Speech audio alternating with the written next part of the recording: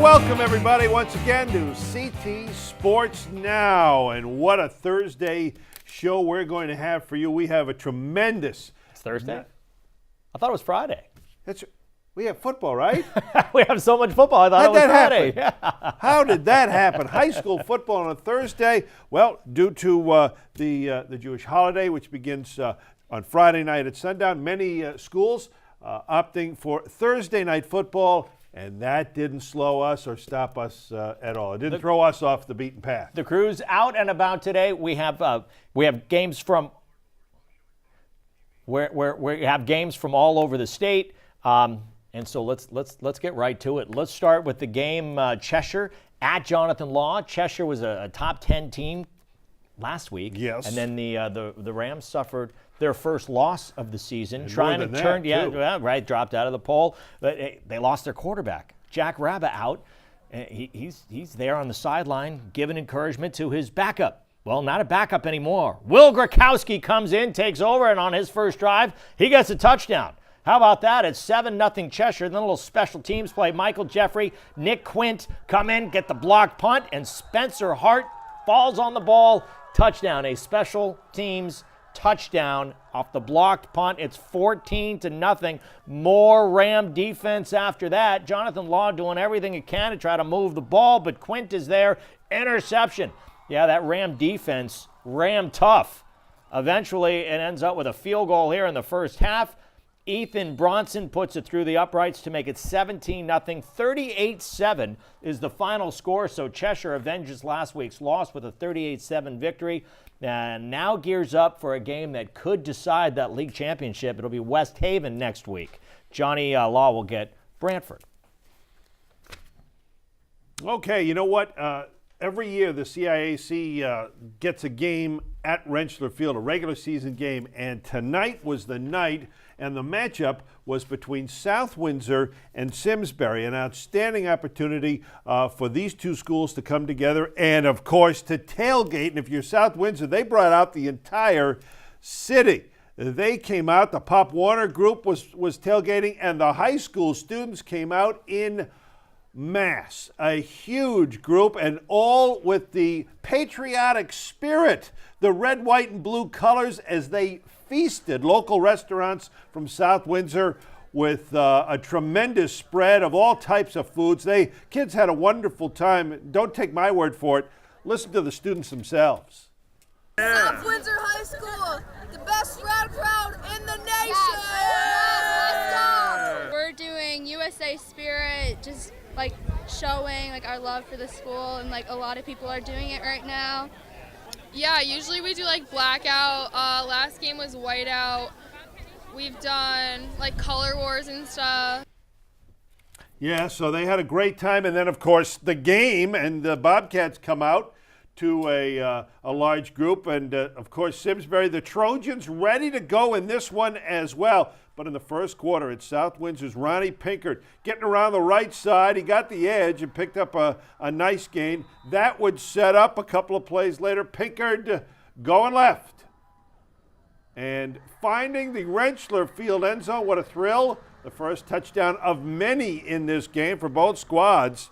It was 7-0. The Bobcats and their crazies having a great time. Simsbury counters. Rafe Nieves busts one up the middle and gets to the outside. Big 27-yard run. And after that, how about little action Jackson? Jackson Masters to Jackson Butler inside the 5, and that sets up Mark Benson trying to put this drive to bed with the touchdown, tying the game at 7. They went back and forth throughout the game. Simsbury got up big. South Windsor came back, and when it was over, the Bobcats get the victory. They stay undefeated. South Windsor with a big win. 42-31 is your final. What a thrill for those guys playing at Rentschler Field. All right, let's pick up some SEC action with Guilford taking on Shelton. Uh-oh, what's that? Well, that's what we call a touchdown. Jake Roberts finding Brian Burrito. 17-0, the Gales out in front. All right, now Shelton trying to add to the lead. Roberts doesn't see an option. He takes off for himself around the outside. just missing getting into the end zone, and Shelton doesn't get into the end zone again after that, so a good opportunity. 8 minutes to go. Guilford's Tom Spinner comes in, makes a big defensive play. After the reception, he comes in with the hit, forces the fumble, and Guilford at down 17-0, not giving up, trying to come back, trying to get back into this game. Ethan Cashel finds Clay Huffman now as Guilford goes to offense. A big gainer with a great shot over the middle, but he's taken down, and Guilford, well, that's as close as the Indians get to the end zone because the Gales go on and complete the shutout. 17-0, so a defensive game with the Gales winning at 17-0 over Guilford. All right, staying with the SEC, we go to the Surf Club. What a night. Last September, at the Surf Club for this football season as the Tigers of Daniel Hand come out of the field. But whoa, on the field in the opening kickoff, Sean Jeffries Jr. of Harding High. Oh, no, he didn't. Oh, yeah. Turned on the speed and the jets, and he got to the end zone. A 6-0 lead. They missed a 2-point conversion. Harding on top, forcing Daniel Hand to rally. Later on, 3rd and 6 for Hand. Phoenix Billings to Brian Casagrande for the touchdown. And after the PAT, it was a 7-6 lead for Hand. All right, 3 minutes to go in the first half. Delvante Hutton. And when he runs, people listen and watch. 14-6 after the extra point. Daniel Hand with the advantage. Later on, Sunset. oh, is that a beautiful sky? And in the sky, how somehow Connor Castaldo found the football and made the interception. Daniel Hand goes on to the victory, 37-6. Hand knocks off Harding. Welcome to the SEC, huh? Yeah. All right, so let's pick up action with Amity playing at Wilbur Cross. This we know about Amity. Every time this Spartan team plays, we see some terrific defense. Well, that was the case again today, except it was Wilbur Cross showing off its defense, and big time.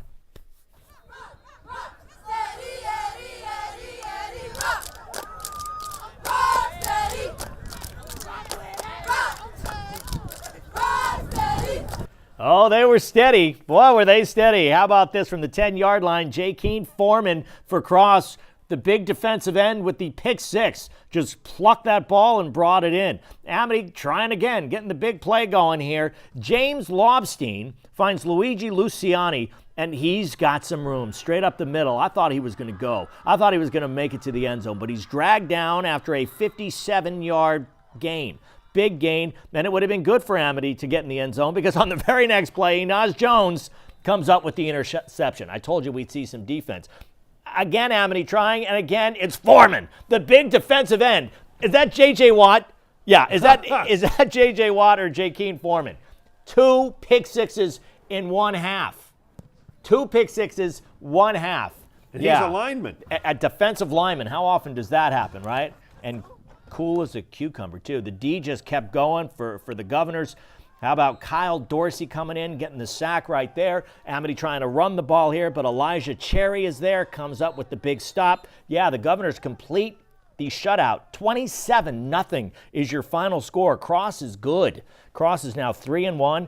We'll get Hamden next week. Amity at 1-3. We'll get Notre Dame of West Haven next week.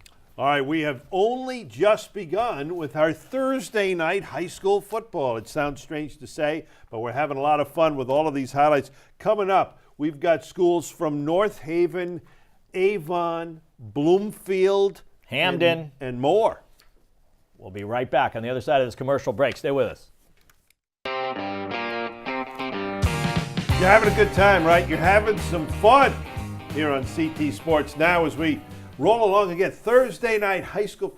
Maybe we can lobby to make it 2 nights a week. Listen, NFL and college do that. Yeah, why not, right? I would have no problem with it. Usually we have 1 or 2 games on a Thursday night, but we've got a full slate of games, and we've gotten to an awful lot of them. And to help in the cause here is Nolan Rich. Nolan Rich out covering games in the general Hamden, North Haven area. How did it go tonight, Nolan? It went great, and I definitely agree. We need more games on Thursday night. And I love covering North Haven. They're an interesting team. While most of these teams, they're spraying out their offenses. They're going as fast as you can. North Haven, they're old and simple. They run the wing T, baby. They are power football defined, and they were going for their 3rd straight win tonight after losing their season opener. Winners of 2 straight.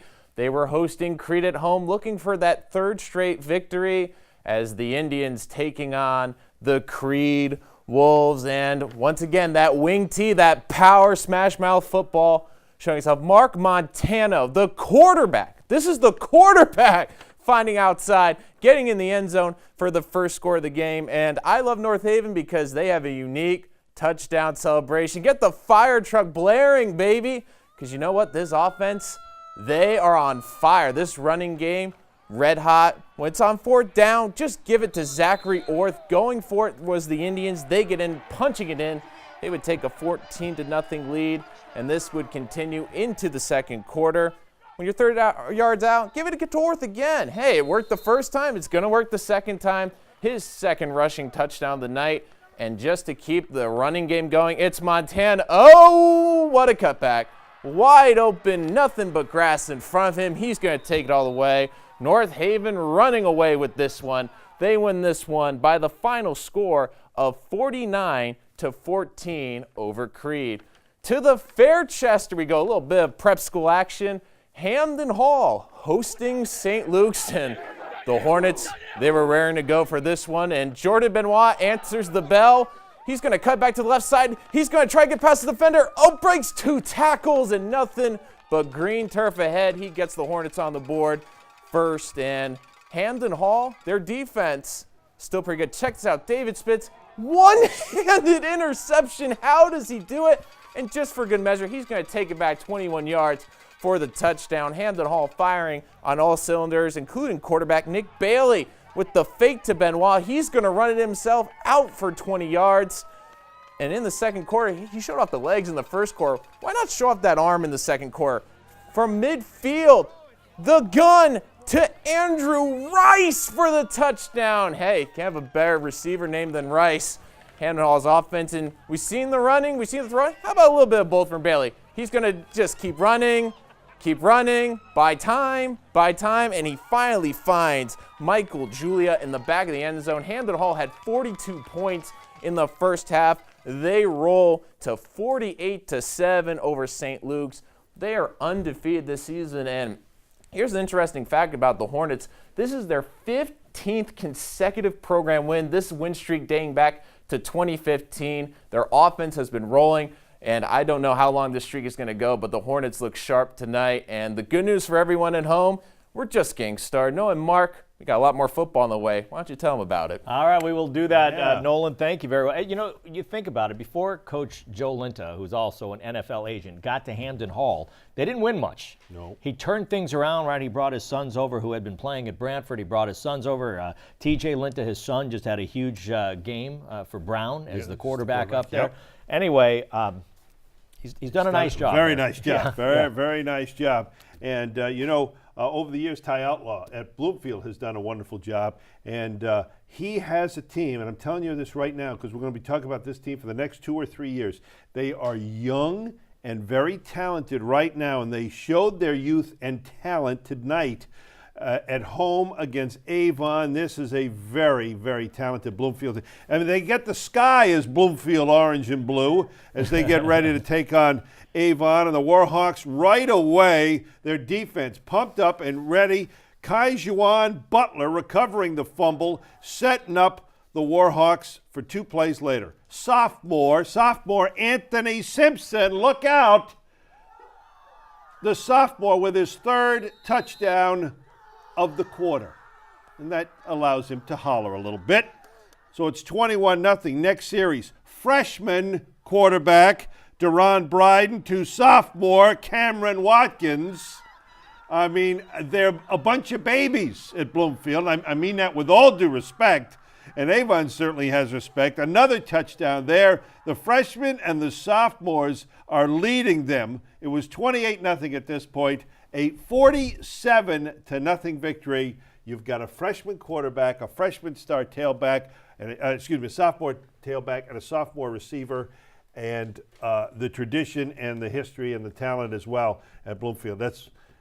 They're a powerhouse once again, folks. Well, it's an some impressive highlights. It'll be fun to watch them grow. Yes. And see how they they move on that. Now we're going to move on. Let's move on here. I really want to give credit to two teams playing tonight. So we had Brantford and we had Notre Dame West Haven going. Am I in the wrong spot? Yes, you are. Okay. So what should we be doing? We're going to do Hall and New Britain. Oh yes. Yes. I'm getting ahead of myself, but we will call out those other two teams in a minute. We will. We got them. Yes, we got them. yes, New Britain and Hall. So we have a CCC matchup, and of course the Golden Hurricane Band ready to rock at all times. Second quarter, Hall trailing 13-7, but Andrew Nicholas with the beautiful pump fake. Nolan Tibble wide open and a touchdown. And after the extra point, Hall had a 14-13 lead, but not so fast. New Britain marches down the field. Mohamed Kajo busted over from the 3, and they're down 2. Time for the 2-point conversion. Tafari Newman. Hello, Newman. It's 21-14 at this point. And from there, New Britain would take control. Give the Golden Hurricanes the victory, would you please? 43-21 over the Warriors of Hall. Mark, I'm sorry that I shouldn't have slowed you down to get to those highlights. No, not well at all, done. not Well at all. done. I'm going to take that little cannon they have at New Britain and turn it on us. All right, so Brantford, Notre Dame, these are two teams that deserve to be commended tonight. Sometimes things don't go your way, and in the first half, it did not go Brantford's way. At halftime, Notre Dame West Haven was up 40-0. Take a look at the highlights, because what you'll see here is Notre Dame West Haven calling off the dogs, right? I mean, they didn't continue to run up the score, and Brantford, to its credit, showed no quit. Here, Sean Kelly finds Cameron Mills. Brantford's on the board now at 40-6, and Brantford kept going strong, playing good defense. Kelly drives the Hornets to the goal line where he eventually scores on the little plunge there to make it 40-13. That was your final, 40-13. Notre Dame showing class, Brantford showing a lot of heart. Hornets will get Jonathan Law next week. First win for Notre Dame, they'll get AMITY next week. Let's keep it going now. We go to the Naugatuck Valley League. It's SEYMOUR trying to break some hearts. Sacred Heart KAYNOR. The Hearts! First offensive play of the game for the Wildcats. They start from inside Sacred Heart's 10. Bobby Melms, boy, he is smooth with the ball, and he just takes it in to give the Wildcats a 7-0 lead. Next series, second play of the series, Joshua Feiner connects with Tyler Ganem. Oh, that's a 63-yard and a good-looking 63-yard touchdown connection. The Wildcats up 14-0. Next series for the Wildcats. Again, second play of the series. You got Melms. Oh, you get him a couple blocks and forget about it. He's going to the outside, and it's a 30-yard touchdown run for the speedster. 21-0. The eventual final, 49-6. SEYMOUR improving to 2-1. Remember, they had to postpone one of their games. They're going to get Wolcott on Friday. Sacred Heart will look for its first win next week versus Watertown. All right, we're going to take a break, but when we come back, we're talking about a man, a coach who is making a comeback. Jim Calhoun and his new job. That's coming up next here on CT Sports Now. We're going to talk some basketball now on CT Sports Now. We have a university in the state that had been all women. Now they're going co-ed, and they're starting a basketball team. And who better to start that up than Jim Calhoun? We talked about it yesterday. Today, the official announcement. Yes, and the University of St. Joseph's decided to go after the best, and they really did meet their highest expectations by naming Jim Calhoun as a basketball advisor to the university. And again, as Noah says, they are going to become a co-ed institution. They will start playing men's intercollegiate sports in the 2018-2019 season. So today, this morning, the university announcing the formal hiring at a part-time level right now for head coach, for Jim Calhoun. The former UConn head coach, still an employee full-time at the University of Connecticut, so he has to take a part-time job until his contract expires at the end of next year. So he's going to do everything that a head coach would do and even a lot more, and until that time comes. And he doesn't mind, he wants to do what he's doing, and he doesn't mind whatever it is you have to label him, as long as he can be involved with college basketball.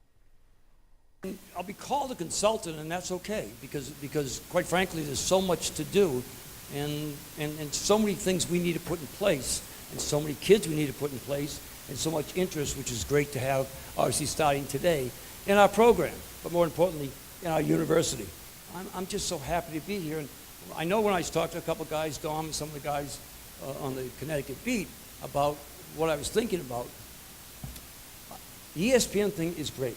I really enjoy going to games, but I'm not truly a part of it. I see it, watch practice, and envy it. And so people said that must have satisfied you. No, it actually created a thirst.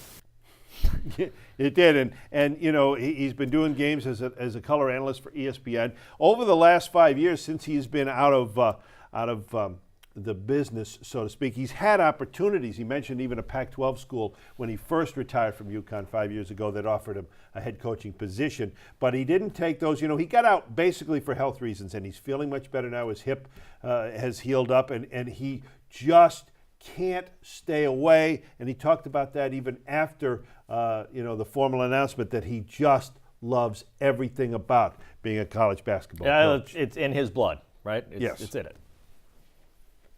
I miss the gym. I miss the kids in the gym. I miss sitting in a bleacher with a kid after practice, talking about his mother, his family. I mean, I really miss that. You guys have, unfortunately, either been bored or elated or whatever it may be. Sit with me for 2 hours afterwards so I wouldn't shut up in the gym. And I'm saying because it's a place I feel very comfortable with.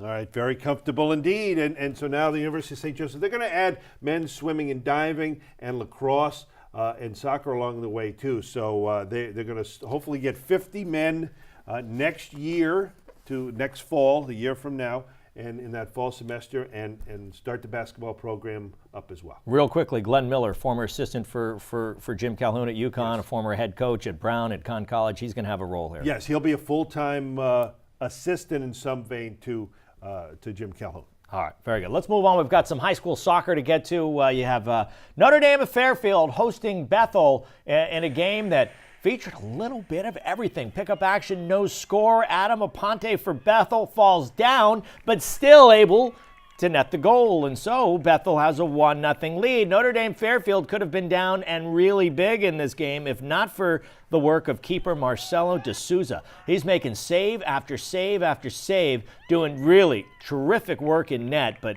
with so many shots coming at him, he had 8 saves. Eventually they're going to go in. That's what happens here. Anthony Fausto breaks away and scores.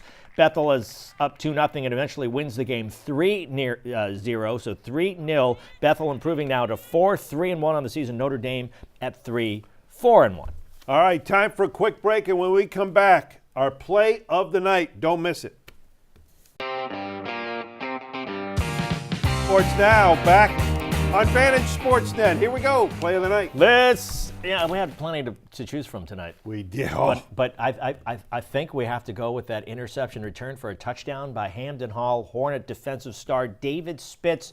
Check it out. It's sponsored by the Connecticut Department of Transportation. You know the drill. You text, you drive, you pay. Don't text and drive. That's the message. It's simple. Put down the phone when you're driving. All right, here it is. St. Luke's looking to get something, but no, David Spitz with the one-handed grab. That's just showing off. That's just showing off. A beautiful play by Spitz. How about that in slow motion? Little David Tyree action, right? He kind of pinned it to his helmet a little bit and returns it for the touchdown. All right, that's going to wrap it up. That's more than an appetizer for high school football for Friday. More coming up on Friday. Another big night. Yeah. So until then, he's Noah, I'm Mark. Enjoy Connecticut, everybody.